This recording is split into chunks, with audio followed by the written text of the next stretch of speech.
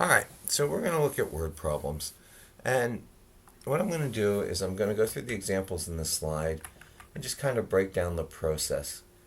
Um, what we have to do is we're translating from English into the language of mathematics, or Spanish, this book is also in Spanish, to the language of mathematics. And we can start, and I'll use this example, increased by a number. Now, this is fairly artificial. We rarely say 8 increased by the number. What we might be thinking is, let's say, I have $8, but someone's going to give me the change from something. And so I don't know what I'll have. Well, it will be 8 plus whatever I get. And so this is kind of like a temporary translation from the situation we're in into the language of mathematics. Now, what's useful is we've been learning the language of mathematics in these symbols. They give us rules where we can make predictions, get answers from it. So, when looking at things like this, I tend to look for the linking words. So, increased will be an addition. I have the number 8 here. And then when I don't know what something is, we'll tend to call it X.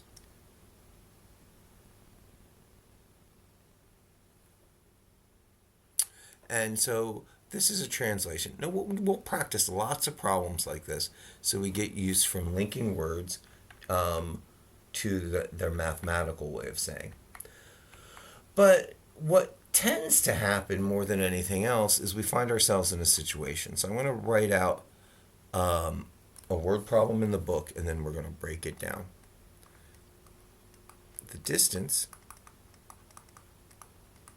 So if you're looking at the slides, this is slide 10. But what I don't want to do is I don't want to jump to the answer. I want to break it into pieces and what's actually going on. From Chicago to Los Angeles is 1,091 miles more than the distance from Chicago to Boston.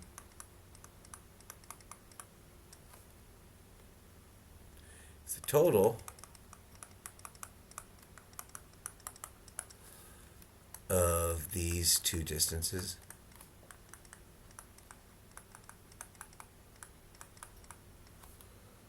is 3,017 miles. Find the distance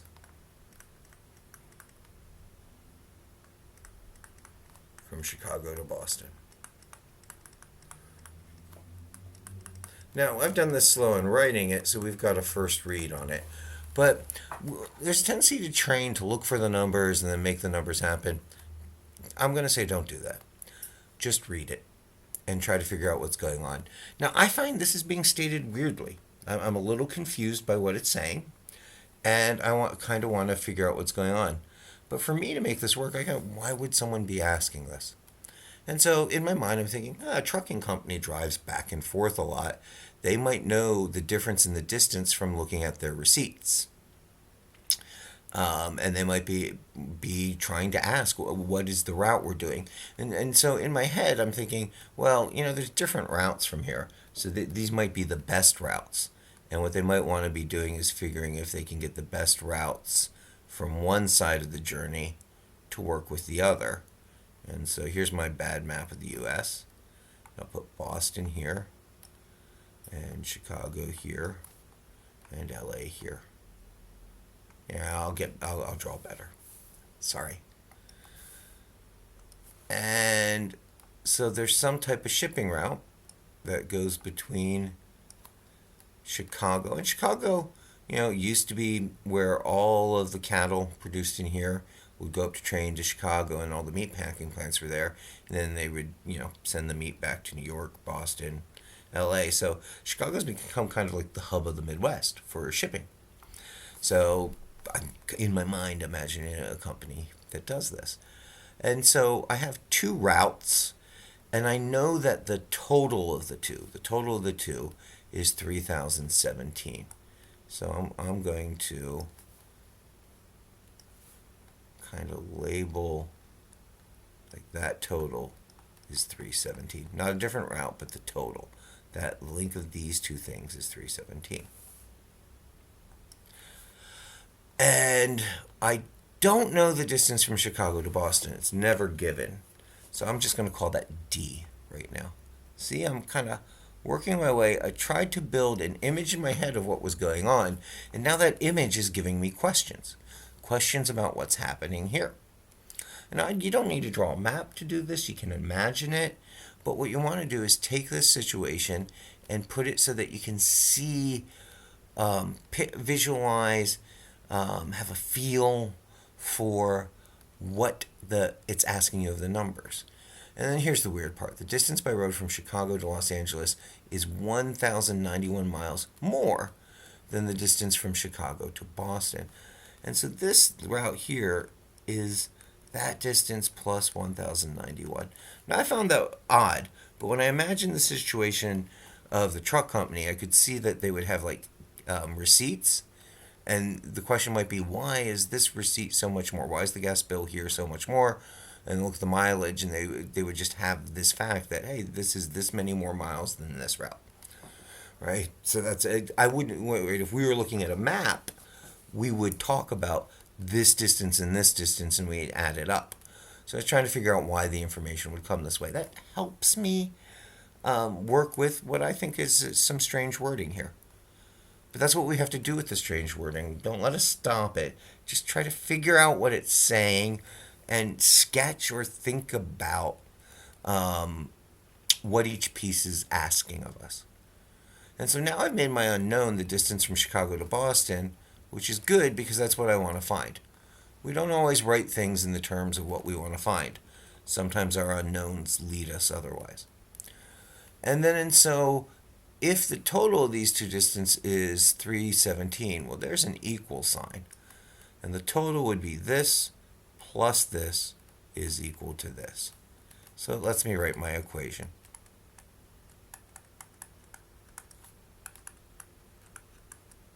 And then what I can do is I'll simplify this side.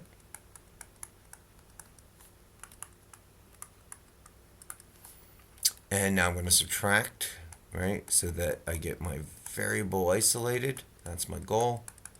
Is to peel off onions like Shrek.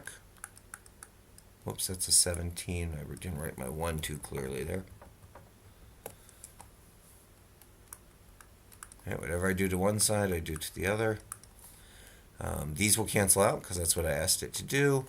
And let's see, that's going to be 6, 2, that's going to come down 1, 1926. Now I divide both sides by 2.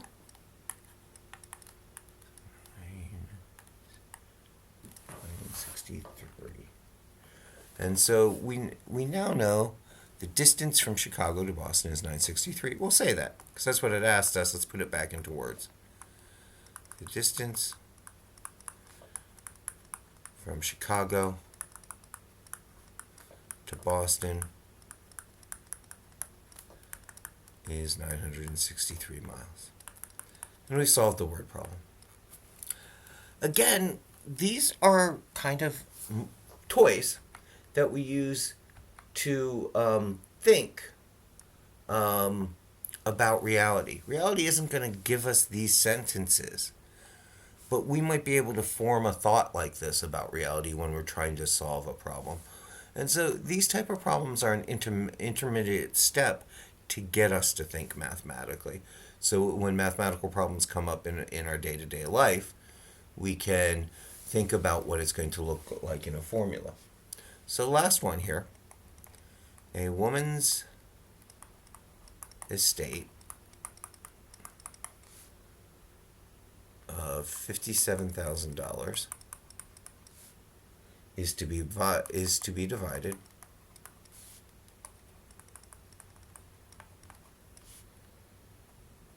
so her husband receives twice as much as her son.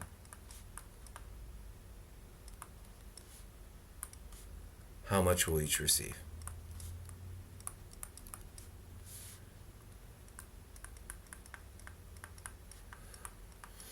I always kind of hated these problems when I was in school because I kind of don't come from a background where I'd be expecting an estate. But it was popular in mathematics because a lot of people would go into accounting or financial services, so they would give situations that were similar to that. And so I kind of think, okay, we have this chunk, and it's going to be divided into two parts. But it says that the parts aren't equal. So I read it once, and a woman's estate is to be divided. So I'm looking at some division coming here. So her husband receives twice as much as her son. So they're not equal parts. So maybe I'll get rid of that line in the middle and say one part is bigger than the other. Well, so twice as much as her son. So the bigger part's the husband. So I'll make the son the unknown. That's the son's money. And the husband's is 2 times that. And so the estate total is going to be these parts. So 2x plus x equals 57,000. Now you don't have to draw a picture. What you need to identify is that there are 2 unknowns, husband and son, but there's a relationship. Husband receives twice as much as her son. So that gives me the 2x part if we make x the son. And so the son's amount becomes the unknown. So, and they will total up to the whole thing. So now I simplify the left-hand side. And I divide both sides by 3. And let's see. 3 goes into that once. 9. Right, because I'm going to get all zeros from the rest there. So the son's going to get 19,000. But I'm not done. I want how much each will receive, so the husband's going to get 2x. So I'll rewrite 2x. It's 2 times 19,000, or 38,000. But again, I'm not done. It says how much will each receive? The son will receive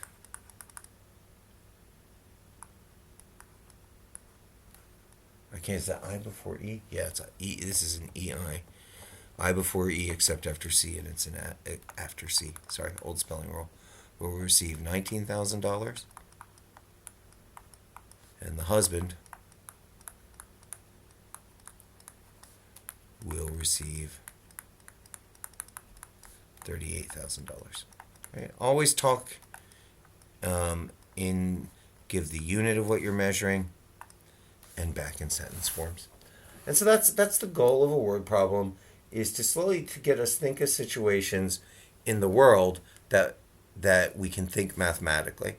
They're a bit artificial, but they can help start processing how we think. All right, have fun.